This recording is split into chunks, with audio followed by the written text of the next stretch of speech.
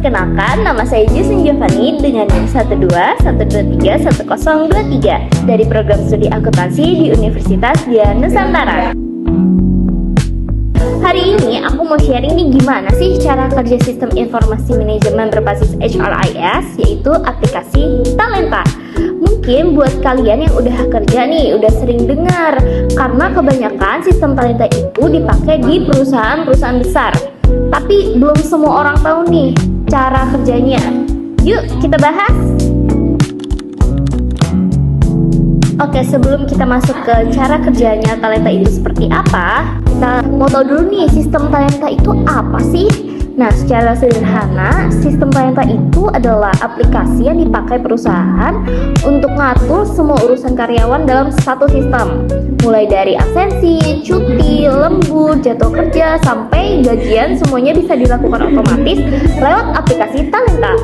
Nah, intinya Talenta itu ngebantu HR agar kerjanya tuh lebih efisien dan karyawan juga bisa akses semua informasi dengan lebih gampang.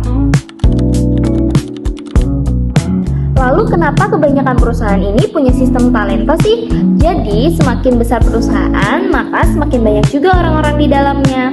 Nah, biar semuanya berjalan lebih jelas dan objektif, perusahaan pakai sistem manajemen Talenta agar semuanya ini jadi lebih terstruktur. Udah pasti datanya juga lebih akurat ya, dan proses kerjanya jadi lebih cepat. Jadi apa aja sih isi sistem Talenta itu? Jadi isi dalam sistem Talenta itu sebenarnya cukup lengkap. Di dalamnya tuh ada fitur absensi online, pengajuan cuti dan izin, pencatatan lembur, pengaturan jadwal kerja atau shift, sampai ke perhitungan gaji otomatis. Nah, Talenta juga punya menu untuk gaji digital, data karyawan, dan penilaian kerja. Jadi semua kebutuhan HR dan karyawan tuh sudah dikumpulin dalam satu sistem. Oke, selanjutnya ada cara kerja sistemnya nih. Yang pertama, kita ada setup awal dan input data karyawan. Nah, perusahaan biasanya ini memasukkan data perusahaan, struktur organisasi, aturan cuti, dan seluruh data karyawannya. Hasilnya, Talenta punya database pusat yang akan jadi dasar untuk seluruh proses HR ke depannya nanti. Lalu ada absensi, clock in atau clock out. Nah, setelah datanya siap, jadi karyawan bisa langsung nih melakukan absensi melalui aplikasi mobile Talenta yang sudah menggunakan GPS atau selfie atau face recognition.